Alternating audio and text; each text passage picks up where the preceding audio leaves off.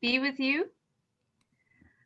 I hope everybody has had a wonderful Govardhan Puja and a productive week. On behalf of the Women's Collective and everybody here, I'd like to extend a warm welcome to our panelists. On my top left is Ananga Manjari Prabhu. Welcome, Ananga Manjari Prabhu. She is a disciple of Srila Prabhupada and a bhakti practitioner for 50 years. And I've had the privilege of listening to Ananga Manjari Prabhu, and I have to say that for those of you that have never heard her, you're really in for a treat. She is an interfaith reverend doctor, a counselor, and an inspirational speaker. She has 3 adult children who are all active bhakti practitioners. And yesterday, I just discovered last night that Ananga Manjari Prabhu was Srila Prabhupada's sister, Pishima's caregiver. So that's really wonderful and was an interesting piece of information we discovered. So Ananga Manjari is practical, and I dare say she's going to shake things up with her fresh perspective on how to live in the spirit of love in bhakti. And in her own words, she says, the greatest adventure in life is to keep our spirit evolving. So welcome and thank you so much for being with us. Then I'd like to welcome Rajalillah Prabhu. Hare Krishna, Rajalillah Prabhu. She's on my screen, she's on the top right-hand side. Rajalillah Prabhu has been personally trained by His Holiness Bhaktitirtha Swami. And she was also one of his primary caregivers in his final days on the planet. Bhaktitirtha Swami is very close to South Africa. He spent many years here with us in South Africa, and many of us got to render personal service to him. So I just wanted to share that because it will mean something to the locals. She's also deeply committed to taking on Maharaj's mood. She's deeply committed to heart connections with the devotees. And just a few months ago, she had asked me if I could help her connect with the Black South African Vaishnavas, as she wanted to make herself available to them. So that's just showing that mood of hers. And she's been practicing bhakti since 1979. Everything Vrajalila has done has been at on the request of Bhaktitirtha Swami, from developing spiritual communities in West Africa, to developing spiritual centers in Belize, and co-developing the Institute for Applied Spiritual Technology with Maharaj. Presently, she serves on the Grihastha Vision team to increase communication skills and help devotees, partners, families live according to shared values. Vrajalila is involved in Shastric education at the VIHE. She's helped devotees, she helped develop the devotee care course for the GBC, and she's professionally trained in conflict resolution. So welcome, Rajalillah Prabhu. Thank you so much for giving us your time. Next, I'd like to welcome Radha Prabhu, who is on my screen, she's on the top in the middle. Radha Prabhu, if you can just give us a wave, please. So Radha Prabhu is a true advocate for women. She certainly walks her talk. She has given her life to the concerns and protection of women and children, both within ISKCON and greater society. Many of us know her as the International Vaisnavi Minister for ISKCON. However, she's here today as Radha Dasi, a woman who is committed to the protection and betterment of women and children. Her past services include ISKCON Communications and the Child Protection Office, as well as congregational development. Radha Prabhu is a graduate from the Harvard Law School and practices law in the US with an emphasis on helping victims of domestic abuse. She's a trained peer counselor for domestic abuse issues. So welcome, Radha Prabhu, and thank you so much for giving us your valuable time. Next, I welcome Vraja Vilasini, who's next to Radha Prabhu. Give us a wave, Vraja Vilasini. Hare Krishna. So Vraja Vilasini met the devotees in the late 90s when she was studying at the University of Cape Town. And she currently serves in South Africa as the National Director for Child Protection, which is not an easy service, but she's taken it on bravely and quite wonderfully, I must say. She's also served as the financial manager and head pujari for ISKCON Cape Town for almost a decade. That's a long time. And professionally, she's an actuary and a senior manager of a multinational company. And last but not least, in her words, she says she's the mom to a wonderful 11-year-old daughter. And then we have the lovely Vrinda Seth, who is below Ananga Manjari in my screen. If you can give us a wave, Vrinda. So Vrinda has been raised in the Gaudiya Vaishnava tradition. And she's really such an accomplished young woman. She holds a BA in English, has a first-class diploma in Bharatanatyam, and is currently pursuing her master's in literature. But what I really want to say about Vrinda, and I think her actions speak louder than her words, in that she is the author of the award-winning trilogy, Sita's Fire. I was just doing a little bit of research on her, and she had shared some very interesting information about Ramayana, which I think will also help us understand her a little better. She reminds me that, she said Ramayana was first recorded by Valmiki almost 2,000 years ago. And subsequently, there are over 300 versions of the Ramayana in India. And now more versions in English. And what Vrinda does with Sita's trilogy is she brings a feminine focus in her writing. And her storytelling is indicative of who she is, in that she draws out the female characters and explores their motives, personalities, and influence. So certainly she's an advocate for the feminine voice. So thank you so much, Vrinda, for coming and being with us and sharing your wisdom. So before we get into our topic, I feel that it's really important that we acknowledge Krishna Nandini Prabhu, who passed away last Friday. And I'm going to just read Rukmini Prabhu's beautiful message to Krishna Nandini. It's not long at all, but just very quickly. Last Friday, our extraordinary God sister, Krishna Nandini Devi, ended her sojourn in this temporary material world. My husband, Anutama, and I spoke to her over FaceTime on the phone just a few days before she departed. She was effulgently shining, like an angel about to enter the spiritual world. She was joyous, fearless, and fixed in ardent enthusiasm and unbreakable faith. In her life, she faced racism and bigotry and lived many years as a single mother with many children. Still, she saw no sectarian boundaries and shared her compassion with everyone who was fortunate enough to cross her path. She lives on as a pole star in the sky of pure bhakti and is a true guru to us all. You will be missed, dear sister. Safe travel home. Love, Rukmini. Thank you. So today's event is a follow-up to the book launch of the Emergence of Women's Voices in ISKCON.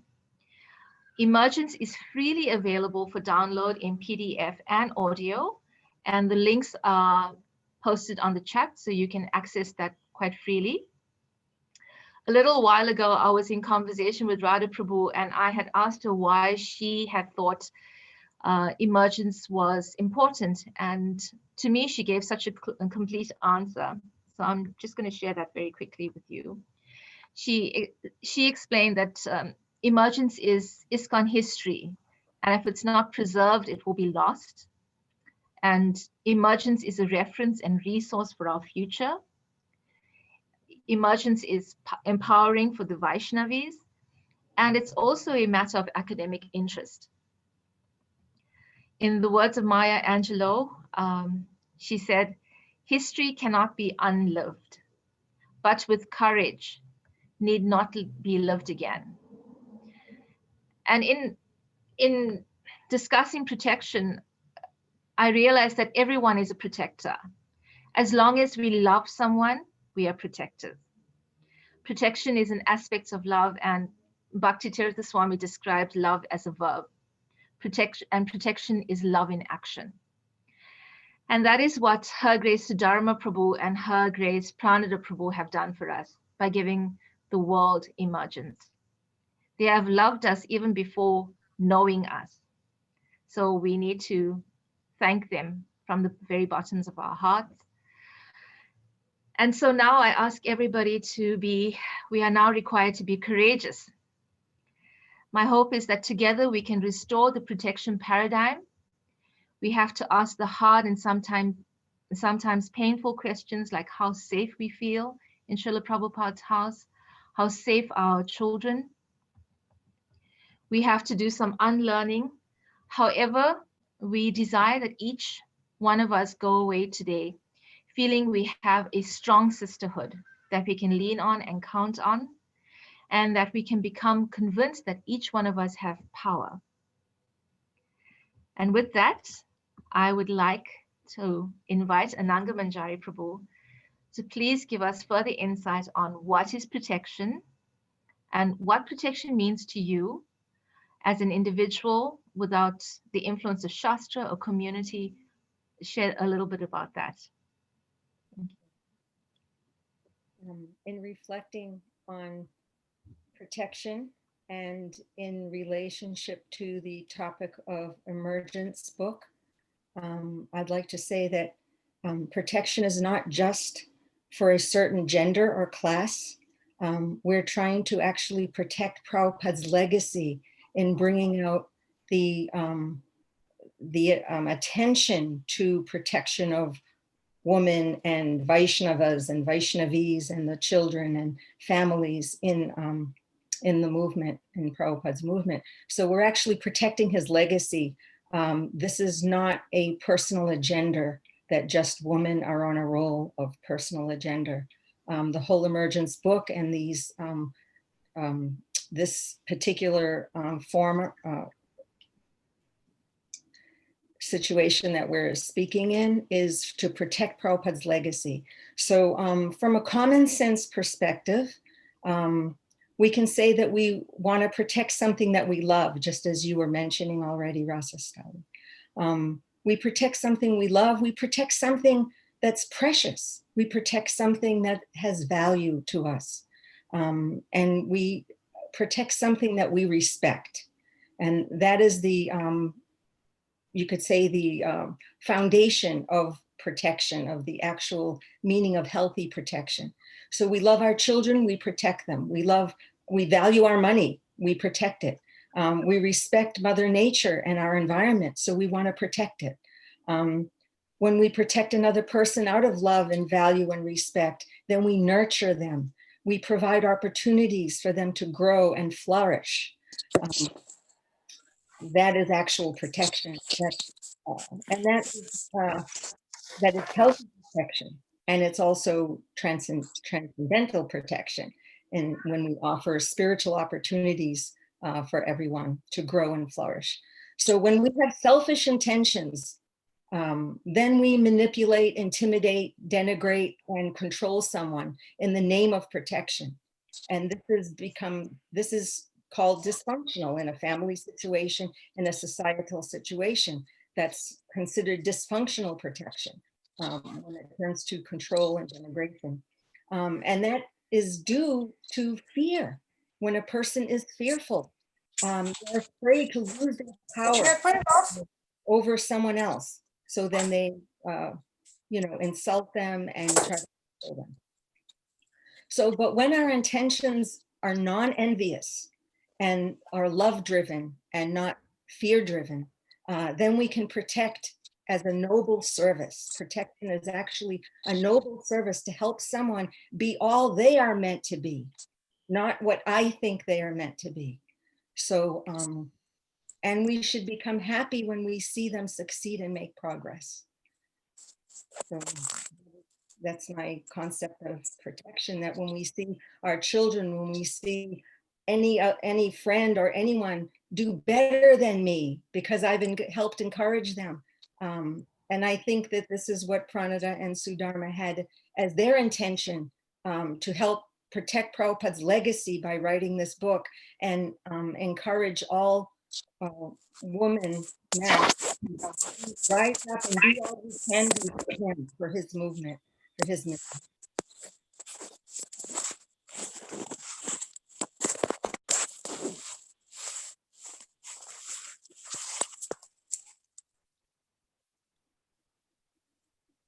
Is that okay?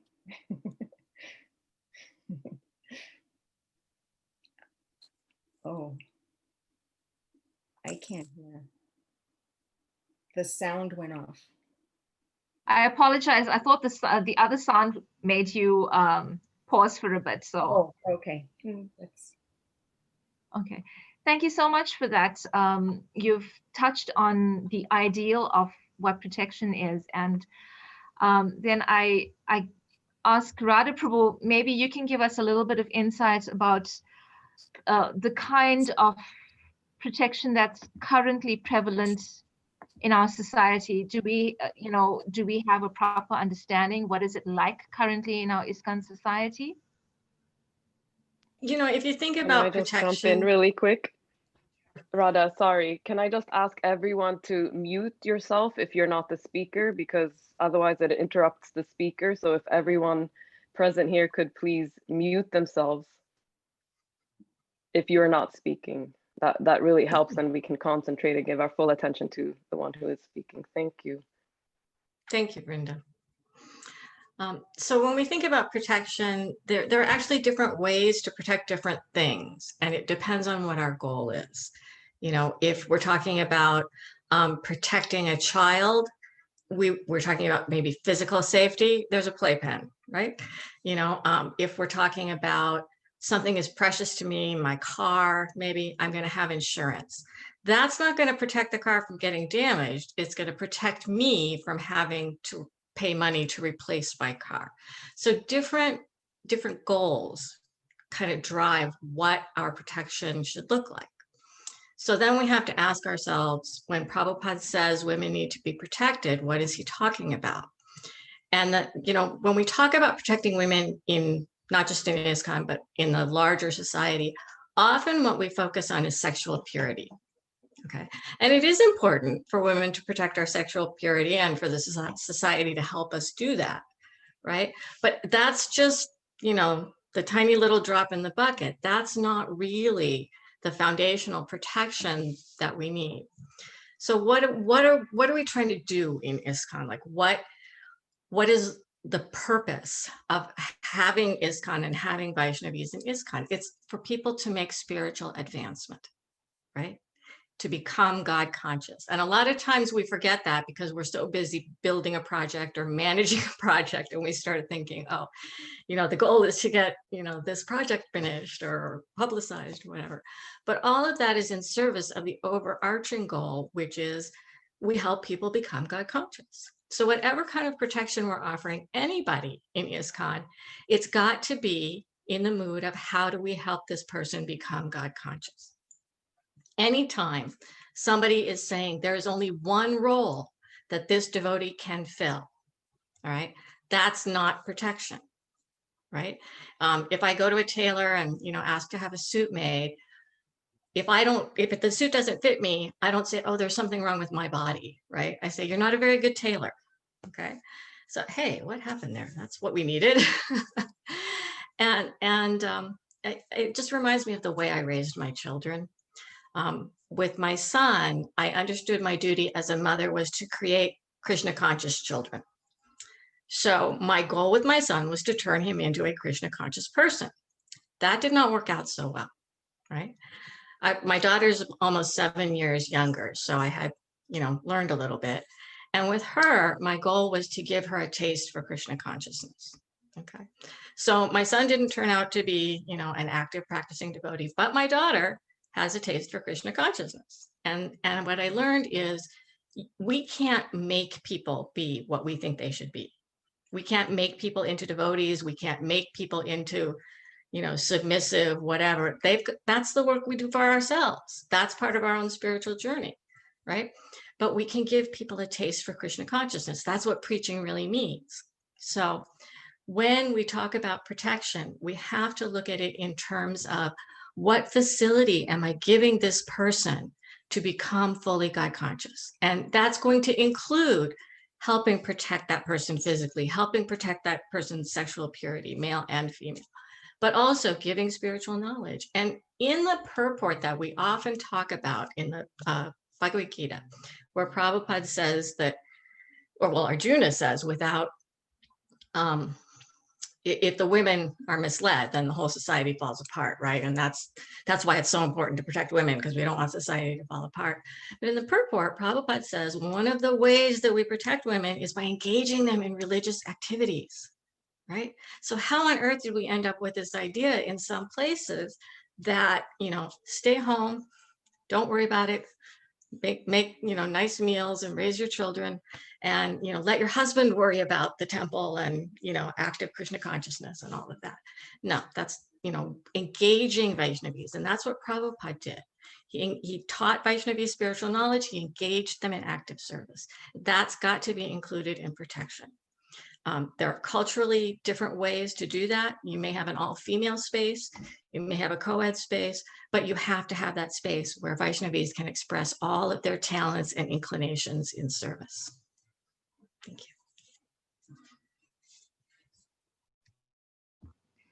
Radha Prabhu, you were mentioning about raising children and cooking, and I think those are noble services that women do in their communities, and I think it cannot be, I think there's too much undervalue attached to that. And you're absolutely right. Yeah, thank you for pointing that out. I tend to get passionate, and I'm trained to be an advocate, so I start advocating for something and forget about balance. But yeah, those are probably the most important services, raising children. It's like, how could you have anything more fundamental to creating a society than raising children? But I think the point that what I want to say is that it brings about that idea in society. It sort of filters in that it's not important and it's something lower, and I think that's also a version of lack of protection. And Rajalillah Prabhu, I don't know, you seem to me like poised to add to this, so I'm hoping you have something for us. Unmute, please. Okay, thank you. Please, I'm just going to say a quick prayer. Namo Om Vishnu Vidaya Krishna Prasada Bhutale Srimati Bhaktivedanta Swamiti Namane. Namaste Saraswati Devi Gauravani Pacharine. Nirvishesha Sanyavadi Pashtati Adesha Charity. Hari Hari. So I'm very excited to be here. I'm so grateful. It's like I'm in the midst of this amazing association. And Rasa Stali and Matura and the team, I want to thank you guys so very much for bringing everybody together like this. This is so, it's just really, this is protection. You are giving protection. Right? This is how it starts. It starts with one person thinking, there's some way we must be able to come together. And you've done this with your team. So thank you very much for that. So you're talking about families. Of course, families are so very important. It's important in everything that we do, right? Radha has beautiful children. Ananga Manjari has beautiful children. Vrinda Devi has a little baby that she had to nurse, the last time we spoke. So yes, Vraja has this 11-year-old daughter. So yes, families are very important. And within the family, it's important to cultivate the individuals in the family. Just like every parent here knows that each child is different. And each child brings a certain kind of skill that they want to offer. Everyone has to make a contribution, right? And so we're all gifted to make contributions. And so the parent, a good parent, nurture, or a parent that's really attentive to the child, nurture the gift that they see that the child has from a young age. And they cultivate that so that the child can make a contribution. When the child makes a contribution, the child becomes very happy internally. And that's what the parent wants. So similarly, as Radha was saying, That's what Krishna wants from us. Ultimately, he wants us, Shri Radha Krishna, they want us to make contributions on behalf of the Lord. Now, we are living in a world where you know, unfortunately, this is just material world, how it's laid out. It's not, in some ways somebody could say it's not fair, right? Because we do have genderism, we do have racism, we do have all the different isms in the material world. And it's like, okay, how do we acknowledge these isms and at the same time be the best person that we can be under the umbrella of ISKCON, Srila Prabhupada, and however we are individually able to do that. So how I've been trained is as an individual person, the fact that I have a female body that's like a that's a byproduct. That's not to stop me from expressing my individualism. It's not to stop me from sharing my gift. And so I was trained like that. So as a result, that was how I was nurtured like that. And so that's how I think. That's how I think, that anyone that comes in my vicinity, anyone that comes near me, I'm to help them to be nurtured so that they can go and give their gifts. And I do believe that that's kind of what our paradigm of Krishna consciousness is all about. That's what Krishna does. You know, that's what he did with Arjuna. He cultivated him, he developed him.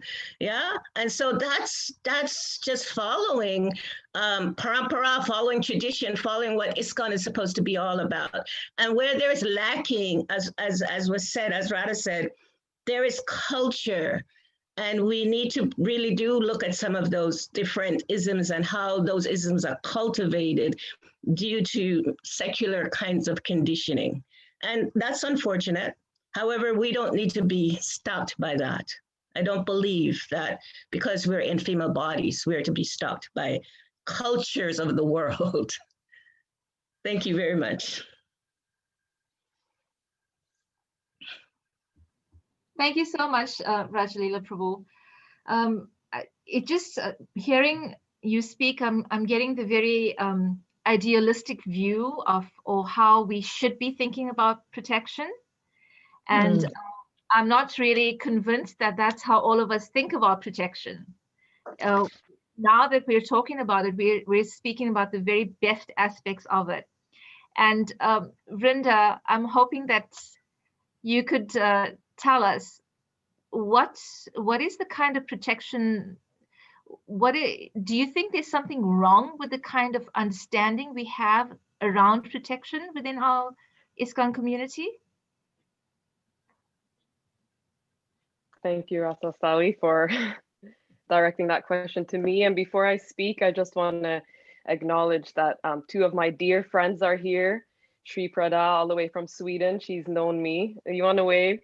Sonia is her name there, Shri Prada. She's known me since I was a little girl in Sweden. We grew up on this Swedish ecological Krishna farm there. So it's so wonderful to see you here. And then my dear friend Gopika up in New Jersey. She doesn't have her video on, but she's also here with us. And it's so wonderful to see friends from the entire globe here. And thank you all for being here.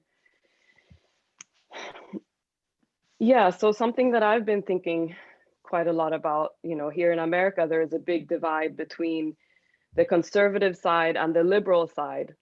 And we find that women fall into that category too. There are liberal women and there are conservative women. And for me, it's just really important to acknowledge that that kind of force is very strong within our movement as well. I mean, I grew up maybe with the idealistic view that, oh, we're all in this together. We all think the same thing. You know, we're guided by Prabhupada's teachings. And so we're all on this one path together, you know. But, you know, as an adult, I've really had to confront the fact that we are split into different views. I've seen again and again people saying, this is what Prabhupada wanted. It is so clear. You just have to read his books and you'll know this is what he wanted. And then the other camp says exactly the same thing, you know, and it's sad to acknowledge that there are camps, that there are sides, that there are division, but after all, we understand that we live in a world of duality, and that duality is present in our movement. And for me to just be aware of that, then I don't get blindsided by, someone coming and saying, hey, women are not to be given independence. Women are to be submissive to their husband and listen to his instructions and like that. And, that side. And for me, it's really helpful to not be frightened by perspectives that are different from mine. I think for a long time, that did shock me, frighten me, and those kind of statements and philosophical ideas were used to put me and others into kind of a silence and submission and feeling, oppressed and limited. But the more I just confront to see, yeah, these are what some people feel. They feel like this is what Prabhupada wanted. And I can understand that they're coming from a place of sincere, their heart, they want to protect Prabhupada's movement as they understand it. Okay, so I can really, respect and thoughtfully, be receptive to their point of views, but then stand strong in my understanding and the understanding of all my female predecessors, like my wonderful mother-in-law who's here today, who has contributed so much to my understanding of Prabhupada. And as a woman, I cannot emphasize enough how important it is for me to hear from the elder women in Prabhupada's movement. I mean, it has transformed my view of Prabhupada. And that's why it's so important for us to honor and preserve and listen to the women in our movement. And so that helps me stand strong in my view over here, to respect that there are other viewpoints within our movement, but that I stand on this side and I don't become bullied or shamed to move out and just be quiet over here and disagree very, vehemently in my heart, but not speak up. And so I think that's what we're all more and more trying to do now. Acknowledge that there are other forces at work, but hey, we feel very strongly based on our experiences and what we've lived through that there is another way to go that will be much more conducive towards our own Krishna consciousness and our fellow practitioners, especially the women. We really want to see our elder women and our younger women and our sons too, all our children, to see that we want to empower everyone. We want to raise up everyone. It's not just for one type of person. It's not just belongs to one gender. It belongs to everyone. So I hope that addresses it to some extent. That was very honest and open. So thank you for that. And I think it takes quite a lot of courage to say it the way it is. So thank you for that, Vrinda. It makes me think, so what should we be doing when we have people who are not behaving protective? They're behaving in a way that is limiting us in our service and making it hard for devotees to engage in service. What actions can we take? And Vraja Vilasini, we haven't heard from you yet, so I ask you to answer this. Hare Krishna. Thank you, and thank you for asking me to come. I feel very humbled and small because there are so many other more experienced devotees here present and amongst the panel themselves. So little me here, but yeah, I'll try to share something as well. So I mean, I think from our perspective, what everybody said so far is that, we're well aware of males and females being different, and we all have different contributions to make. And I think that's the cause, is that we've experienced it from, like Vrinda just said, from different sides all the time. We sometimes think Sankirtan devotees are superior to pujaris, or pujaris are superior to this, or sannyasis are more advanced than a householder, or we're constantly trying to divide instead of pulling together and try to work together, which is the basis of love and trust that Prabhupada wanted us to operate from. And I think from that perspective, I think we need to just try to get together and help each other. I think it's some of the other devotees have said being feminine also means being compassionate as well as instructive. Being a mother is a sacred duty, and it doesn't mean being a mother to the child that you gave birth to, but to other people, and you can help stand up for each other. And you know, being part of the child protection office, you see that a lot. You see how people judge each other. We see how we as females are sometimes our worst enemies. How we judge each other. We quickly jump to conclusions. How we say, you know, it must be her fault, instead of trying to defend each other. And I think for me, that's so important. It's so important that we be able to speak up for each other. There's some devotees that are not going to be able to speak up for themselves, but there are others like us who will be able to speak up. And it actually makes us do that. We should be able to do that. We should be able to provide that protection and that environment to be able to do that. And being different, you know, the generalizations, right? I'm definitely not a good cook. Everybody who knows me knows that my husband's a better cook than me. But am I better at finance and mathematics and all of those things that men are known for? Yes. So we should play to our strengths. You know, I may not want to give class, but I might want to do something else. So I think that there's a place for all of us. And I think that's what we should be doing. We should be accepting what is it that we want to do. And I think Mother Ananga Manjari Mataji said, you know, we need to see what is it that we want. We want to make people God conscious. And there's so many ways for us to do that. We don't have to wait for those opportunities. You know, women are known to be networkers, desiring to feel affiliated and bringing things together. So we have so much that we can offer.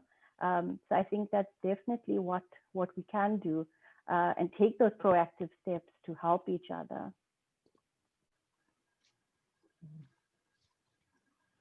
Thank you so much, Vraja Vilasini, for your contribution.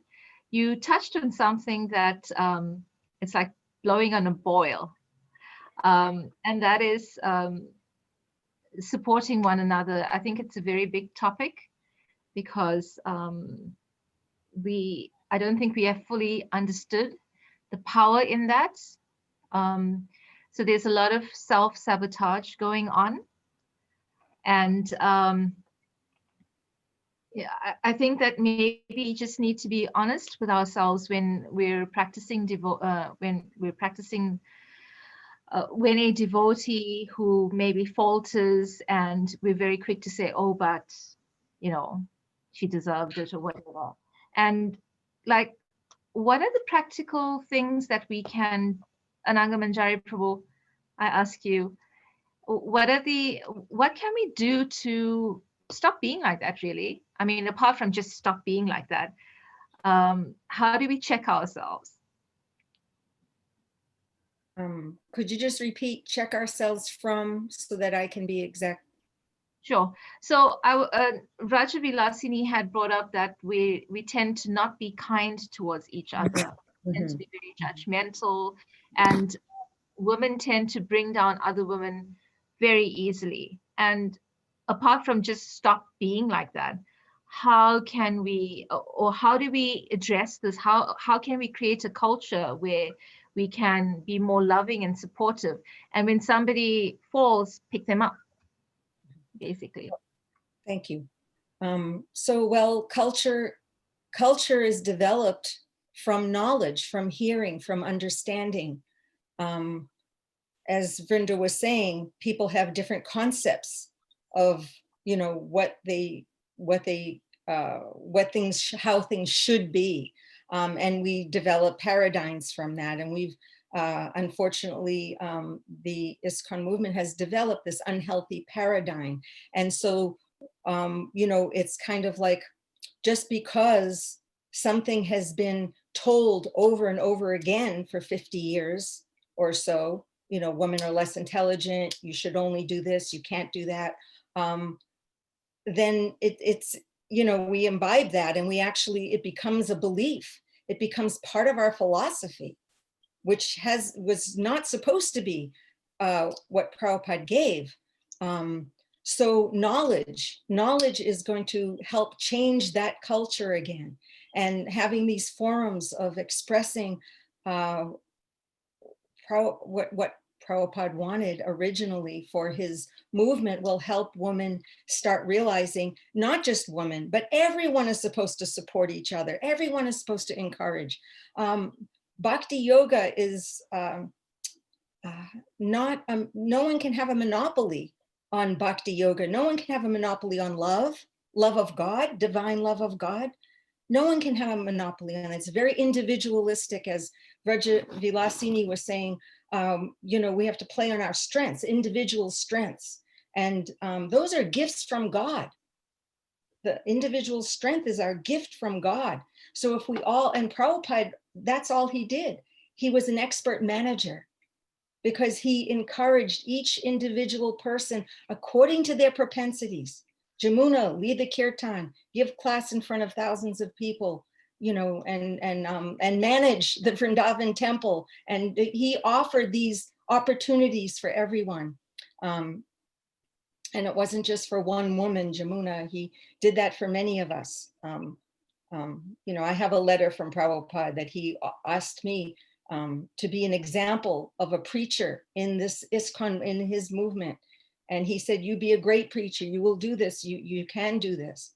And not that I did it, and not that I'm great, but he offered that a young girl can do this in this movement. The letter is so old. So he offered these opportunities. When women are envious of each other, it's only because we've created a culture of you can't do this, you should do this, you're supposed to fit here. And if you don't, then you're wrong, because it's fear-driven. We've developed a fear-driven concept on this particular subject. I don't want to say everything, because obviously there are so many wonderful things that ISKCON has carried on and developed for Prabhupada's mission. But in this particular subject of woman, so we all become a part of that. And so we become fearful and we become envious of each other. And knowledge will break that fear. As Vrinda said, Krishna consciousness belongs to everyone. And so also Rajalillah mentioned that no one can stop transcendental devotional service, someone's individual transcendental devotional service to the Lord, because Prabhupada didn't give an ordinary culture of the world, as she mentioned, Rajalillah mentioned. No one can, he didn't give an ordinary culture of the world. He gave transcendence. He gave a transcendental divine, way to love God. And that is up to each individual. I have a quick little story, just that Radha mentioned how we can't make people Krishna conscious. We can't make our children Krishna conscious. We can't make someone, we can't, in the name of protection, we can't control someone to do what we want them to do. And one devotee was we were in Prabhupada's room here in Gainesville, 1971. And one devotee was very eager, and he said, Prabhupada, how can we make these students Krishna conscious? Prabhupada said, you cannot make them. He said, that is between them and Krishna, but it is between you and Krishna how you present it. So how we treat each other as Vaishnavis and Vaishnavas, how we treat each other, how we encourage each other, how we fan the little spark of devotion that someone may have to increase that. Prabhupada was never suppressing devotional service. He never suppressed it. His MO, his method of operation, was to always increase it for everyone. So we must play our strengths, because that was Prabhupada's, he set that precedence for management to be all you can be for pushing on the movement. And obviously, as you all mentioned, you all touched upon, that it's all about helping each other, helping others. So by knowledge, when the more women and devotees hear this, that it's all inclusive, there's no restrictions for divine love of God, for devotional service, opportunity should be given for every man, woman, child, and every living entity to engage in devotional service. That is the movement I joined. That is the ecstatic movement that I joined. And as Vrinda was saying, there may be different ideas from other people, but that should not bully us into a misconception, a mistaken paradigm. We need to change our perspective, and that will help other ladies to start supporting each other. Is that okay? I hope. Ananga Manjari, I just wanted to chime in here for a bit. Is that okay, Rasastali? Please. Yes, thank you. I am just, I am just so grateful for what you shared, because it's so cohesive, just the words that you shared with all of us today to bring us all together. Just an example of something that when we were working together with the Devotee Care Committee, we're developing devotee care for the institution. One of the things I walked away with from working for 6 years developing devotee care is that we need to take responsibility for ourselves. We need to be the example for others. And how do we do that? We take responsibility for our activities, for our speaking, for our listening to each other. And so as I reflect on that, and I'm listening to Ananga, I'm realizing that one of the ways that we can inspire each other is simply by listening to each other. You know, that's something that perhaps we have minimized over the years because we've been listening to perhaps other people, and we have not taken the time to listen to each other. So I'm grateful again, as I said, for this forum. I'm big into gratitude, and I'm big into, acknowledging the gifts that everyone have. This forum it's as it started now with 53 participants at this moment. I do believe that that's a start of our listening. And when we listen to the underlining thoughts of what's coming up for us, not just the surface of what we're saying, but what's really there in our hearts, when we can communicate that with each other, I do believe that then we can make significant differences within ourselves and also with others around us. Thank you, Ananga, very much. Thank you. Thank you so much, Rajalillah Prabhu and Ananga Prabhu. That was beautiful. So I'm hearing a lot of ideal situation here, and I'm thinking, so for those of us that are just not, yes, we know the ideal and we have it in our sight, but our ideal might be here and we might be there. And Radha Prabhu, can you please tell me how can we close that gap? Are you speaking about our society? We have an ideal, but we're here, or as individuals? Well, I think it's twofold, and I think both. One is on a societal level, and one is on a personal level. Let's deal with society first. How's that? Okay. Well, society is made up of individuals, and things can change based on the actions of individuals if, enough individuals stand up. I find in ISKCON we have a habit of waiting for them, to start a program or pass a resolution or, give a class that says this. And once they do that, we will give ourselves permission then. And it's not necessary to wait. And also it's not the best service to Srila Prabhupada to wait. We can empower ourselves. My husband is an excellent preacher. He's great at facilitating other devotees in Krishna consciousness. We have done that in our home for so many years because given our family situation, we didn't fit into the temple-oriented, kinds of preaching. And we've done this in places where it wasn't, exactly the norm. And sometimes it wasn't even appreciated by the managers. But it was our space, right? Radha Swami told my husband once, you're a grihasta, you can do whatever you want, So we actually have the space, the facility to begin creating Vaishnavi Sangha, to begin coming together and helping each other advance in Krishna consciousness. We just need to take it. You know, any woman can invite other women to her home, right? And this is how we develop a society that has a different perspective on what protection means, by modeling it, you know. And I will tell you that our young women are told you have to be protected by a man. They're not married, and so they are looking desperately for a man to protect them. That makes them so vulnerable to being exploited.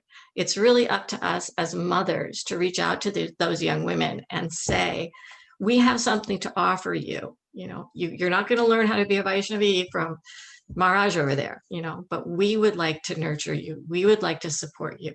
Our young women need that. Sometimes our older women need that. We can also ask, you know, our male advocates. One of the problems in ISKCON, in my not so humble opinion, is that the male voice has dominated our public discourse. The male voice has driven our institutions and our policy decisions. There's nothing wrong with the male voice, but it's unbalanced. You know, it's like a family where only the father is allowed to speak. The mother's not allowed to speak. That's by definition a dysfunctional family. You know, so we need the Vaishnavi voice to be included in our decision making, in our management, in our policy setting, and in our culture. And we can, you know, we can count on our male allies to help us there. And I may be going off topic, but I'm compelled to share this. Facilitating other devotees' service is one of the most important services we can do. You know, a lot of times when I'm feeling insecure about myself and I'm feeling less than, I want to do something and get noticed for it, right? It's human desire. You know, I have it. But the services that have helped me advance the most in Krishna consciousness are services where I'm looking at someone else and saying, how can I help you do your service? How can I help facilitate you? And as the Vaishnavi minister, I was handed, you know, this worldwide responsibility with no resources, no staff, you know. What can I do? I can't do anything, right? So it forced me to look for people that I could empower, you know, so that they would, and the result is just exploding my mind. There are so many Vaishnavis in this movement who have so much to offer. All they need is someone to just say, yeah, you know, you can do this, please do this.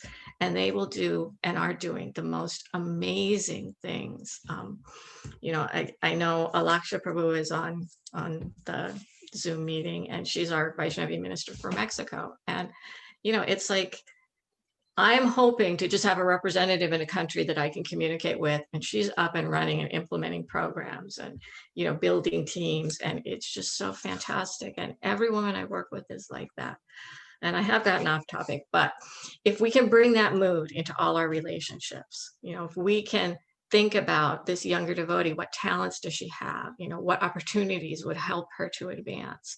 It can be as simple as, you know, having a program and asking, you know, the young women to lead kirtan, teaching them how to give a Bhagavatam class, having a discussion group with them, you know, and with us older ladies too, because, you know, I get lonely. I'm sure everybody gets lonely sometimes. We need each other. And our husbands, my husband, wonderful guy you will ever meet. I love him to death. But if he's the only person that I ever, you know, get to interact with, it's not going to be good for either one of us. We need each other. And sometimes we're so focused on getting male approval, you know, because we think, oh, we're less intelligent, we're less than, you know, all this. So we need a male to validate us, whether it's husband, Maharaj, you know, whoever. But we need to remember that we can validate each other, right? And we should be validating each other. Sorry, I'm kind of rambled, but that's what I was doing. Thank you. That was wonderful and insightful.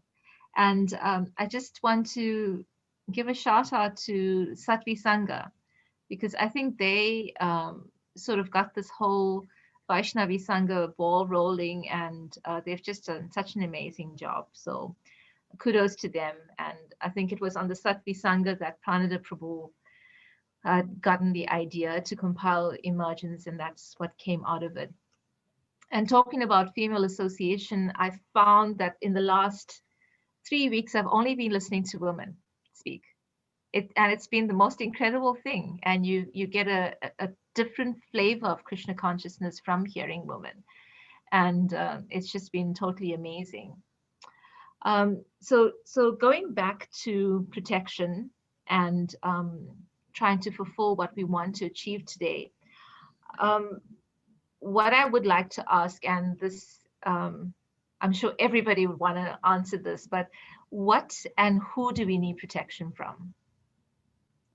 I know it's a big question, but maybe Rajalila, Vraja Vilasini, sorry, Rajalillah Prabhu, Vraja Vilasini, we can kick off with you.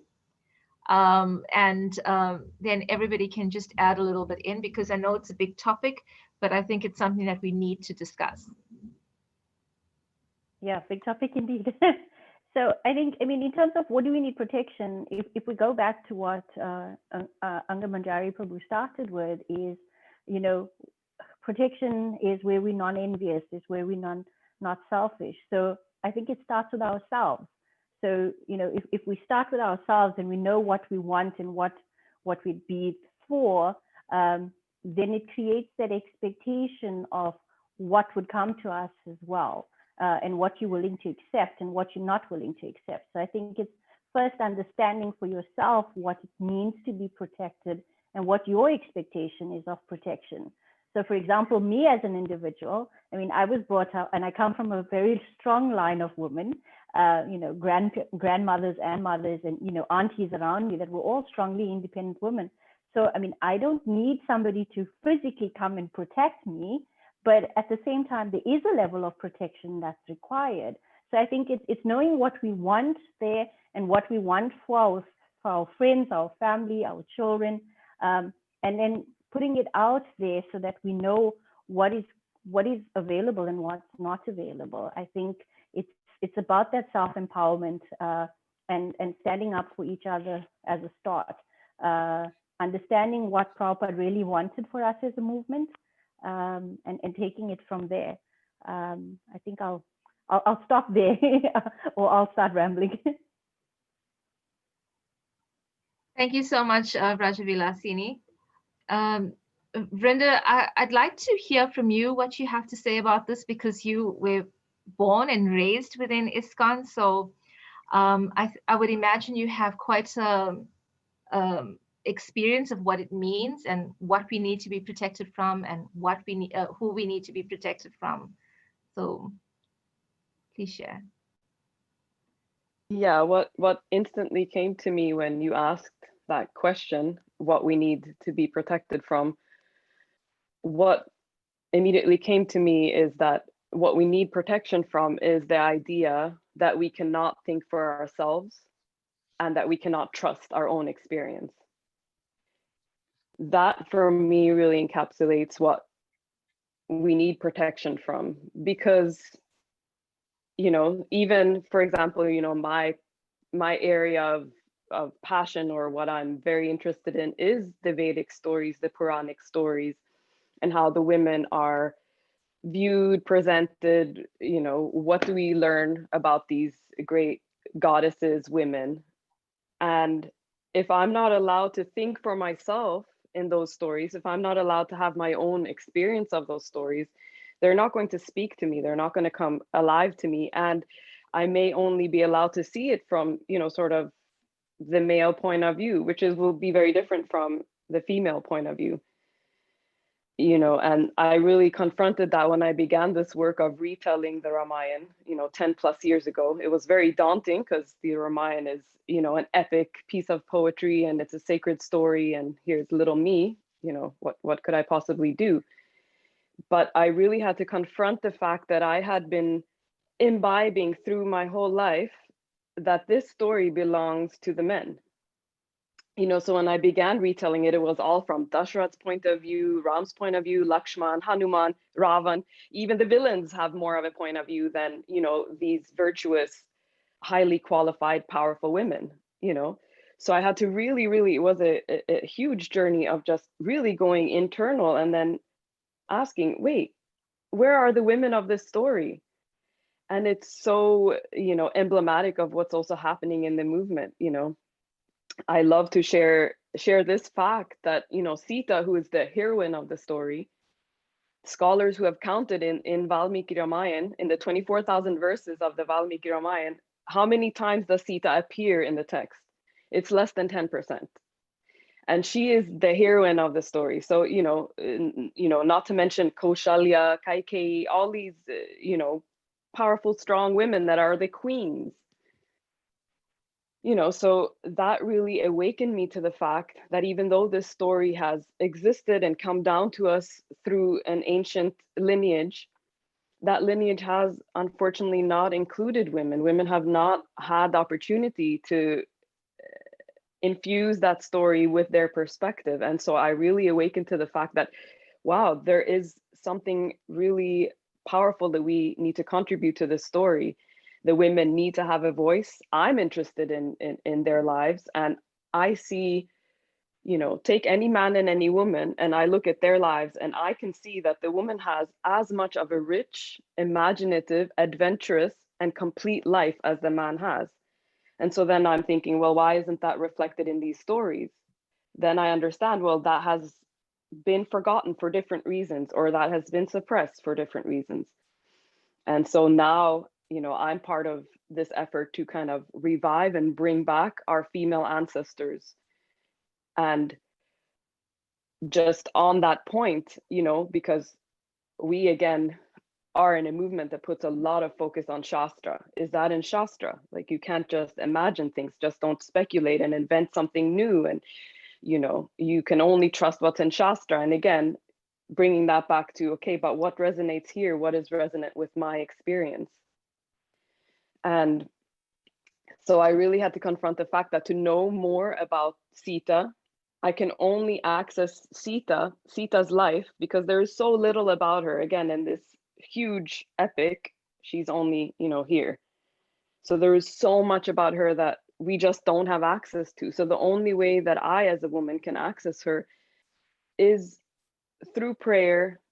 And because I'm an author, I'm a you know, a writer, an artist, through opening my imagination to her, to this channel. Like, please help me channel your life to the best of my ability. Help me. I take what I know about you, and then what about this? What about this? What about what's missing? And then bringing that in. And then finally, just about Sita. So Princess Sita's life, I feel, is a perfect case study, so to say, about protection, because when it works beautifully. You know, Sita, this princess, she was willing to leave every comfort, everything, walk into the forest barefoot, not knowing where she's going to sleep, where's her meals, no one's going to be combing her hair or dressing her up, or all the comforts she's used to, sheltered princess. She's willing to leave all of that because of the love and protection and shelter she feels from her husband. Ram's love was so perfect, so complete, sheltering her completely for 15 years. She wanted nothing else than to be with him. So, you know, there is something really beautiful, you know, a happy marriage. I think everyone, man and woman, would be happy in a happy marriage, to be protected by each other.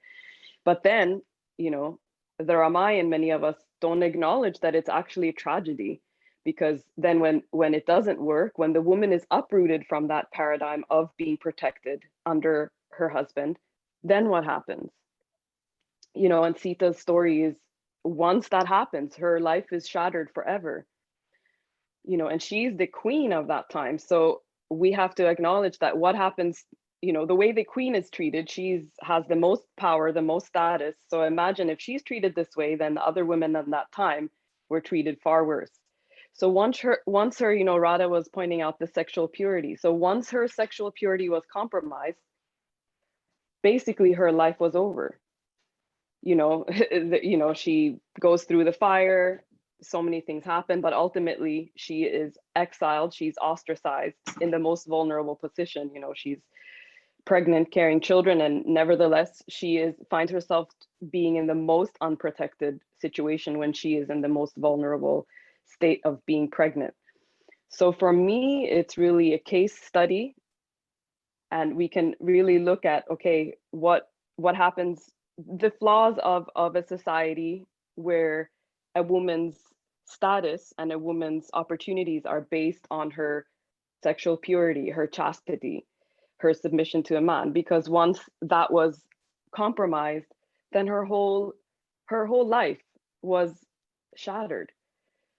And we don't want that. I don't want that for my daughter. I don't want that for anybody's daughter. I don't want that for any woman. That once, even in this situation, it's, you know, the poet makes it so clear that she was beyond any doubt.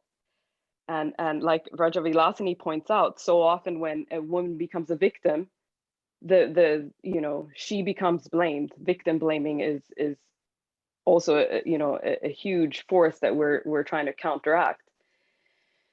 You know, so with Sita's story, we really see that, you know, this is not what we want to perpetuate. Again, you know, Maya Angelou's quote, this is what she lived, but we have to have the courage not to allow other women to have to live that. You know, we don't want this paradigm to be perpetuated. You know, for a woman, if her purity is compromised for any reason, that then she has to face fire. You know, and sadly, you know, I'll also point out that in India, bride burning is a phenomenon that you find only in that continent. And for me, that's like a clear parallel to Sita's story. I mean, bride burnings, there's 4,000 to 25,000 cases of men dousing their women in gasoline and setting them on fire. I mean, for whatever reason. So yeah, we need protection from the idea that we cannot look at these stories for ourselves. We need to be able to think for ourselves. We need to be allowed to have our own unique relationships with even these Vedic texts, so that we can really form opinions, form relationships that come from our heart directly to that personality. Say, you know, in my case, you know, I've been meditating on Sita for the past 10 plus years. So we need to be allowed to think for ourselves and to have our own opinions.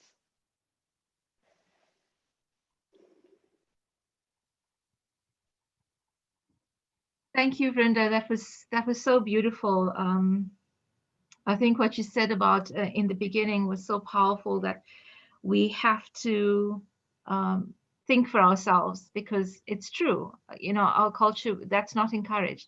When we're showing initial interest in Krishna consciousness, we are encouraged so much to search and question and explore, and then we're meant to follow rank and file. It changes, and that reminder is so important, that we always have to think for ourselves and trust our instincts, which I think you wisely pointed out, that, you know, we doubt ourselves too much. I just want to ask our panelists if somebody would like to add something, please, to Vrinda's comments. A show of hand. Well, I just want to thank Vrinda. I think that was beautiful that you shared. And I'm guessing many of the participants on the call may have learned some other aspects of Sita's life. And so I am grateful to you, appreciative of your sharing. Thank you very much.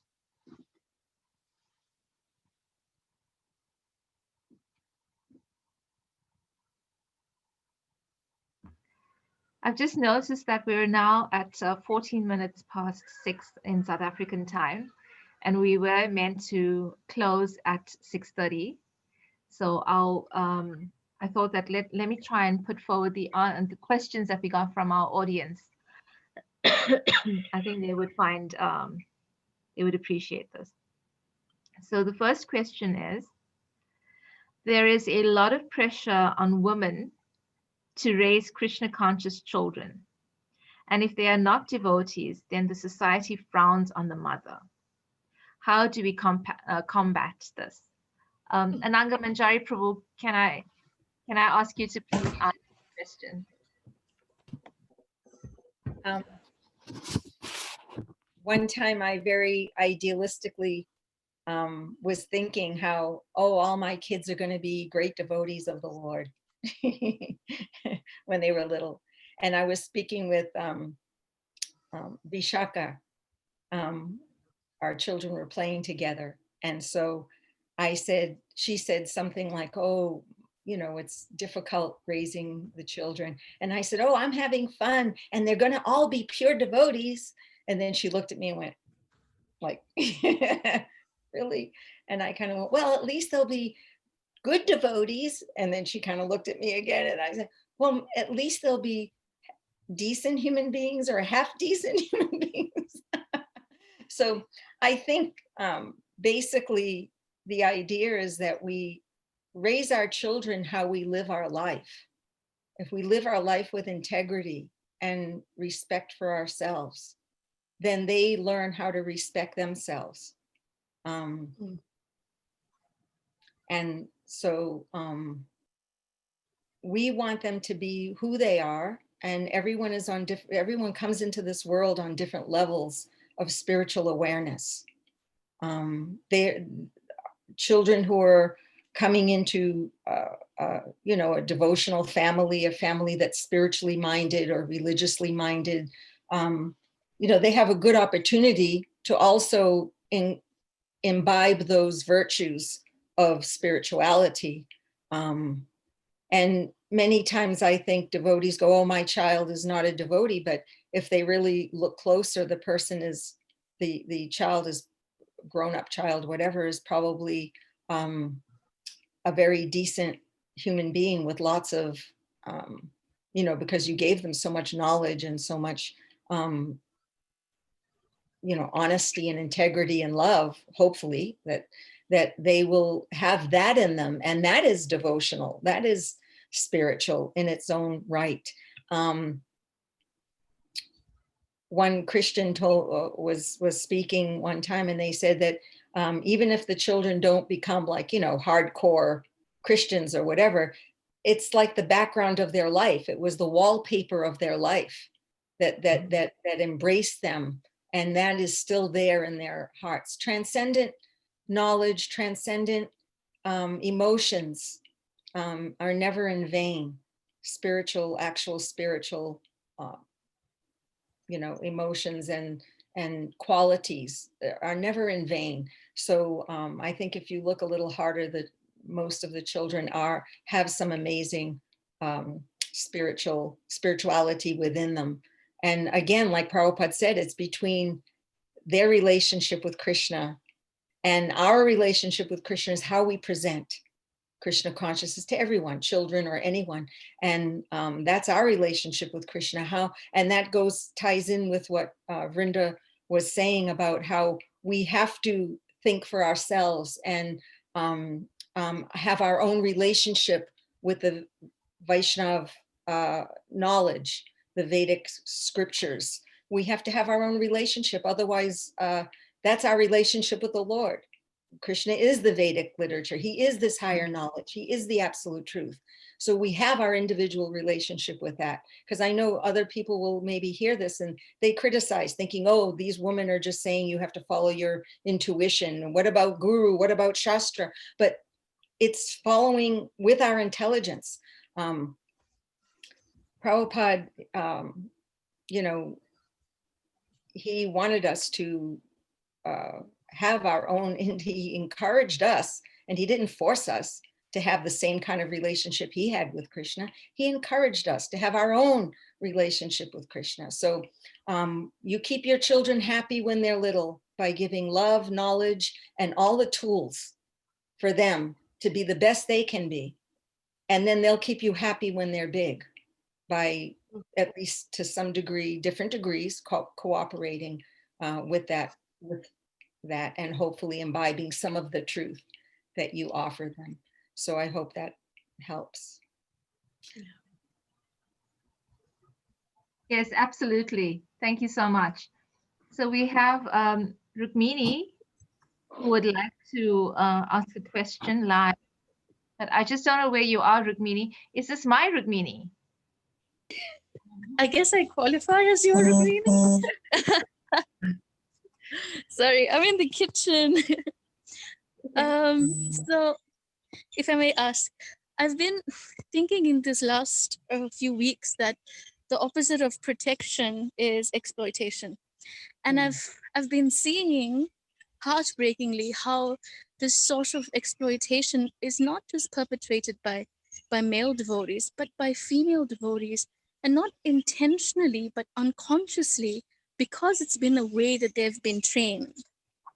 And this is really heartbreaking for me, because you see new people entering into a devotional setting, and then there's this disparity between the way people have been trained and the way that a newer generation can survive if they imbibe the principles in a different way.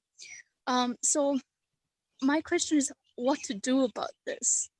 And a second part of it is that when I, on a personal level, when I do see this, it makes me angry. Now, on two levels. One, I can understand my ego's involved, but on the other level, it's because it's denying other people an opportunity to grow in Krishna consciousness. How do I deal with this, like from a personal perspective, and then from a more broader perspective? Sorry, that's quite a mouthful. Hare Krishna.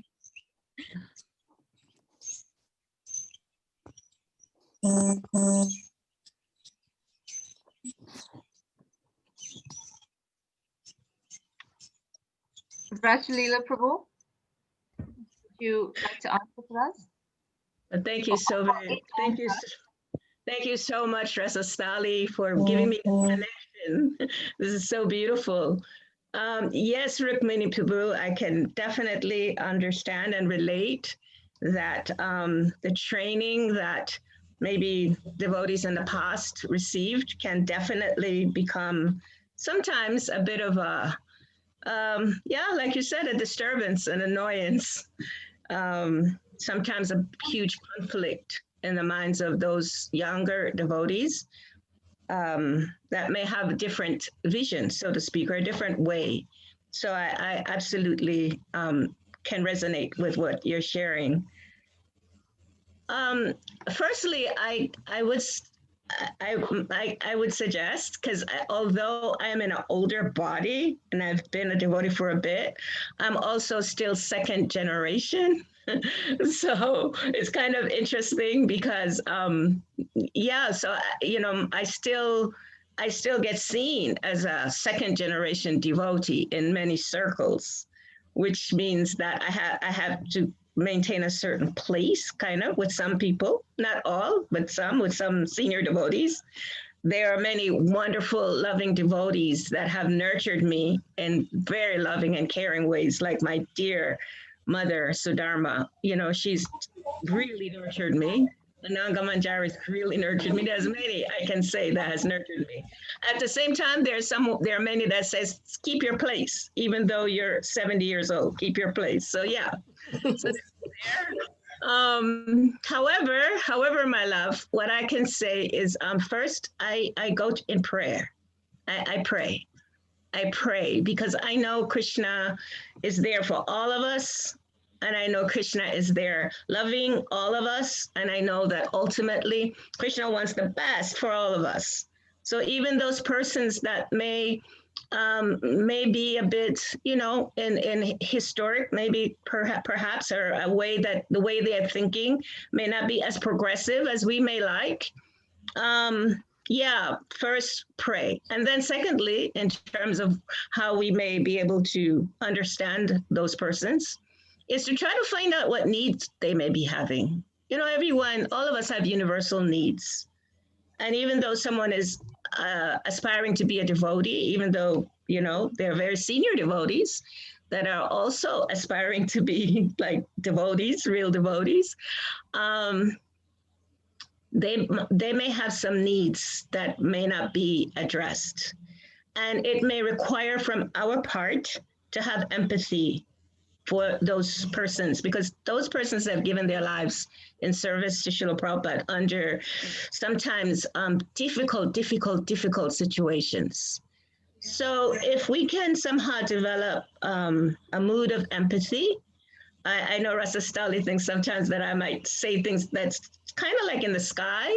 However, I find that to stand on the ground for me, in my experience of Krishna consciousness, is to be kind, is to be loving, is to be connecting, is to be empathetic, is to be seeing from another person's perspective what they may be going through. And oftentimes our senior ladies especially, they have gone through a lot. Sometimes they go through a lot with their husbands, with their children.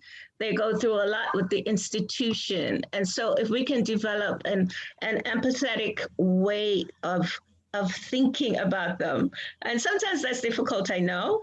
And then that we couple that, we kind of see from this secular perspective, apply some of the principles of compassionate communication, be empathetic, understand their needs, understand what feelings they may be having, over the years, and walk in their shoes as much as we possibly can, and then be the best that we can be.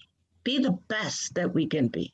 And that means at the end of the day, my dear, it means being loving and kind.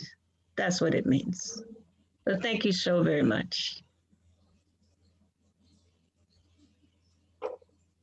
Thank you so much for such a heart, answering it with so much heart.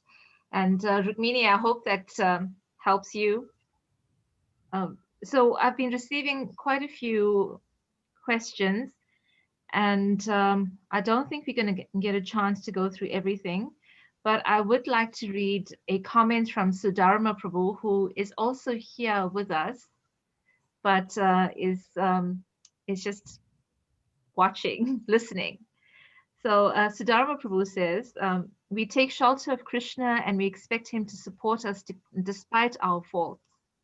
We expect him to give us shelter and care. And Krishna gives us these things. So we should, in turn around and give the same mercy to those around us. When we do this, that is where we find Krishna. I think this is the part of the strength of supporting each other Rasastali is speaking about. In addition, when we bring forward and support the voices of our God sisters, we are bringing forward caring and a voice that needs encouragement and has so much to offer. And when we strengthen these voices, we are ultimately also strengthening our own. Similarly, when we minimize or speak discouragingly, we ultimately are doing the same to ourselves. So that was from her. Siddharma Prabhu, thank you so much for that comment. The one question I do want to ask is, if Vrinda Prabhu, if you can please read this, answer this question. And here it is. Many male devotees use scripture, Vedic texts, to advance their own superior position in relationships. There is this term called gaslighting, which then becomes abusive and manipulative, which then adversely affects a woman's well-being. How do we address this? They asked me to ask you. Well, I guess I don't know how well I can answer that, but I can just speak very personally that, I grew up with a father that was very keen on me becoming a devotee, and he had a very dominating presence in my life. And it became so much so that, at a turning point when I turned around 20, I had to actually tell him that if you want to communicate with me, please don't quote Shastra in your letters. Please don't express yourself only through Shastra. I mean, literally his communication would be sending me quotes of Shastra for everything, And I felt like, well, I cannot even get to know you. I don't even know who my own father is, because you're just hiding yourself behind, you know, these shastric things. So, you know, in one sense, my father has been my best teacher because he has really used all the parts in the Shastra that are, you know, hard to deal with. You know, for example, you should not even be alone with your own daughter in a room. You know, this is a Shastric example that has impacted my life a lot, because I mean, how strange of a relationship, or how good of a relationship really can I have with my own father if he follows this to a T? Like, he cannot be alone in the same room with me, because Matra Shastra Duhitriva, there is a verse in the Bhagavatam that says you should not even be alone with your mom, your sister, or your daughter. You know, so some of these Shastric points have really affected my life. And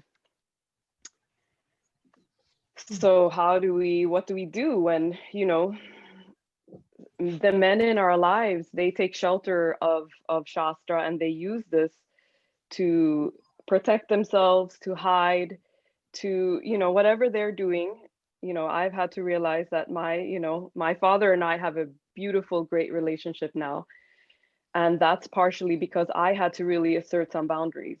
I had to really, you know, like I said, when I was 20 years old, I let him know, this does not work for me. I feel like this is a very toxic relationship. You know, you are only quoting Shastra to me. That doesn't nurture me. I don't know you. You don't know me. This doesn't work, you know. So that was my first boundary when I turned 20.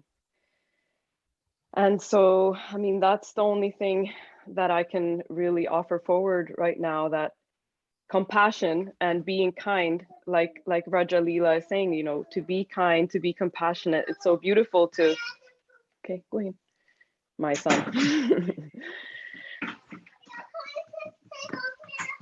Okay, I have to actually run because my son needs to use the bathroom. So Ananga Mama, do you want to jump in and maybe just conclude? Look, wave your hand. Okay, thank you so much. My motherly duties take me away.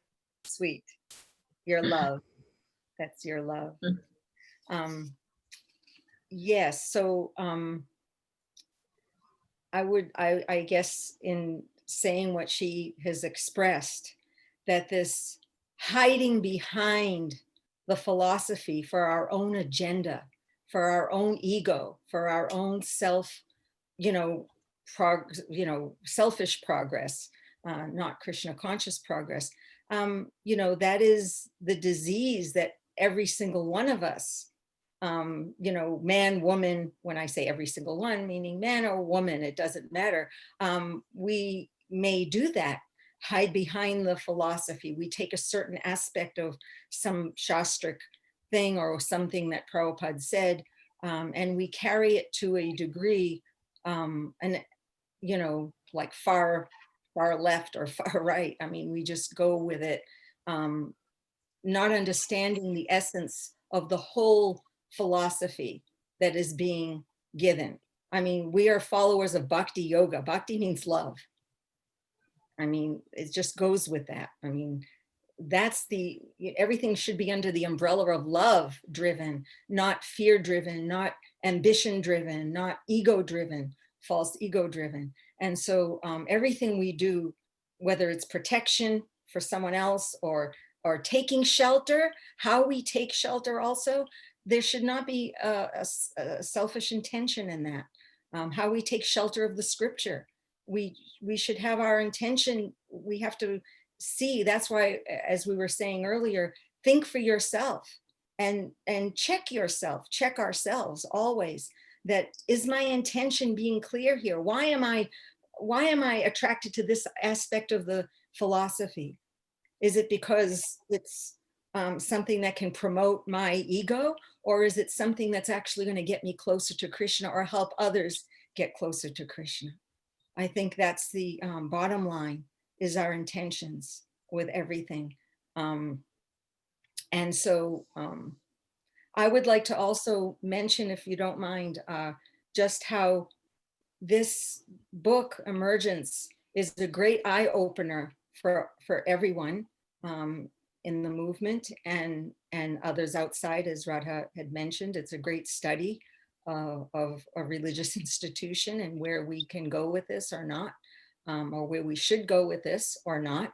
And want to thank Siddharma again and Pranada for having compiled this and given this gift to us, because it shows us that this is not a woman's issue. It's not just a woman's issue. It's not a woman's problem. It's not a gender issue or between men and women. Men are not the enemy. Women are not the enemy. It's a legacy issue to establish Prabhupada's legacy and carry that on in the healthful light that he wanted. The enemy is our misconception that I am better.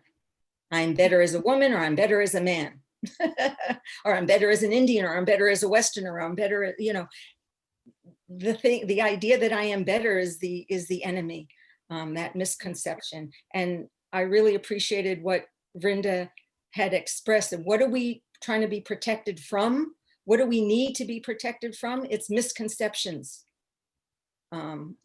misunderstanding of actual transcendent knowledge. That's a great sin. That's missing the mark. Sin actually means to just miss a mark.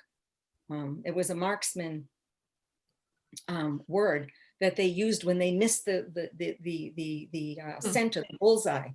So we don't want to miss the mark on transcendence. It's very important. And Prabhupada himself, as far as the men feeling superior in this philosophy, Prabhupada himself had made a disclaimer. At least I know of one disclaimer where he says, I am speaking most of the time I speak from the men's point of view. I'm paraphrasing, but I speak from the men's point of view because that was the culture, that all the acharyas, they spoke from the men's point of view, because in the past, women weren't educated. Women did stay at home. They didn't come out in public. But, he is given Krishna consciousness to everyone. I was in his room when one time journalist asked him, you say women are less intelligent. Why do you say that? And he said, anyone who comes to spiritual life, anyone who has some spiritual consciousness, they are most intelligent. So we're not talking about, the intelligence or not intelligence is not a gender. It's a consciousness. If you have a mundane consciousness steeped in the modes of passion and ignorance, you're less intelligent. If you have a higher consciousness trying to be spiritual, you're more intelligent, most intelligent. So I think that is there in the wholesome philosophy, the holistic philosophy that we have. And when we take these little parts, we use them for ourselves with the wrong intention. Yes, so thank you. I hope that. And ultimately, protection means ultimate shelter. We take protection means shelter, giving shelter. The ultimate shelter is the divine Lord, and that each individual has that protection from the divine Lord.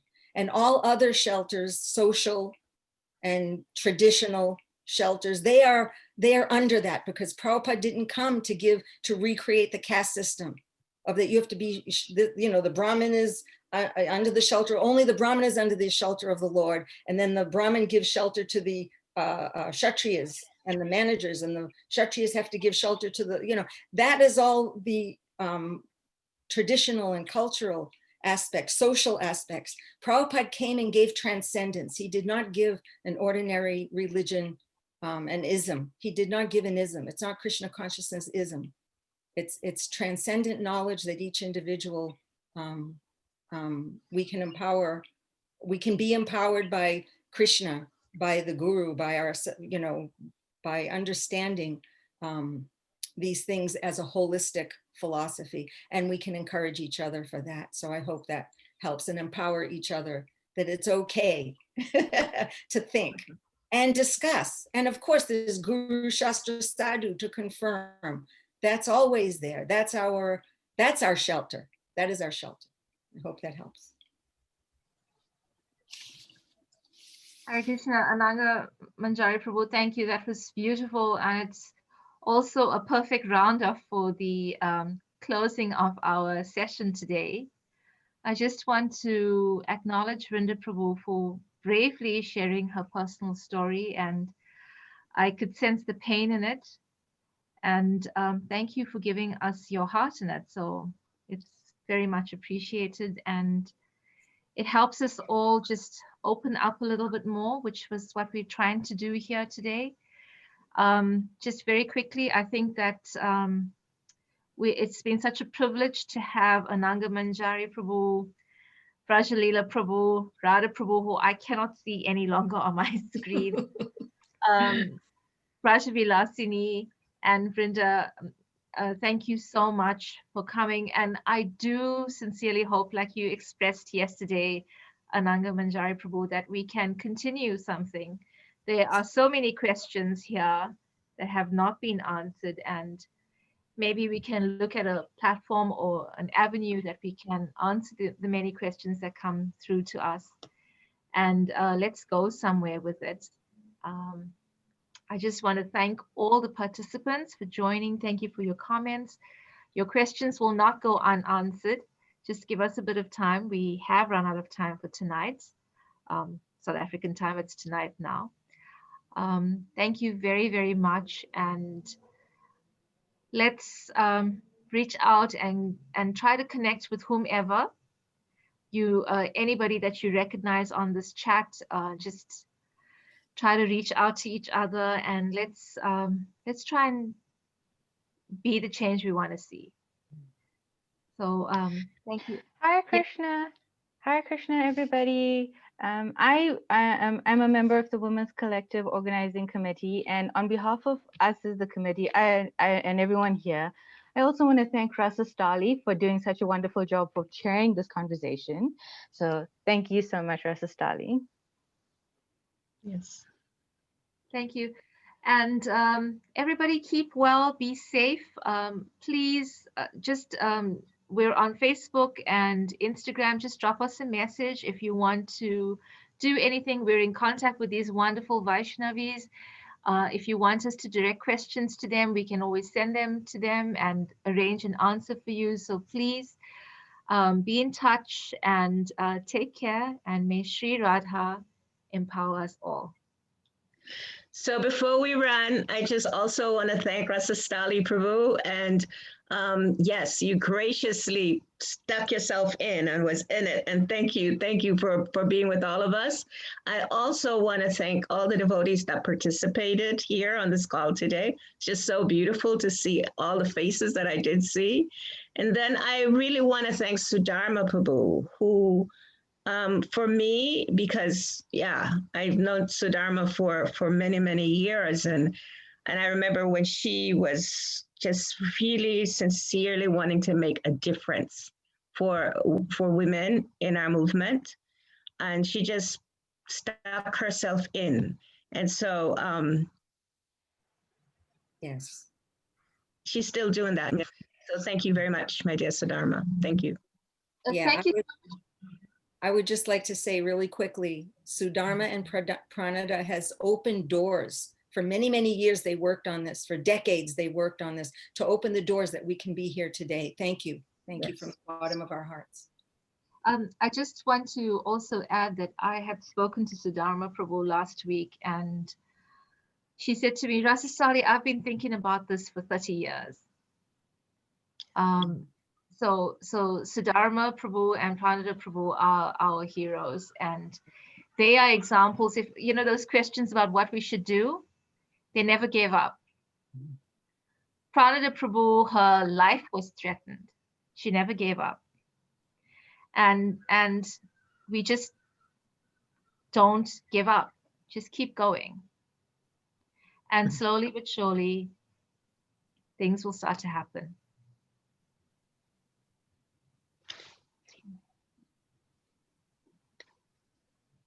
So thank you all very much.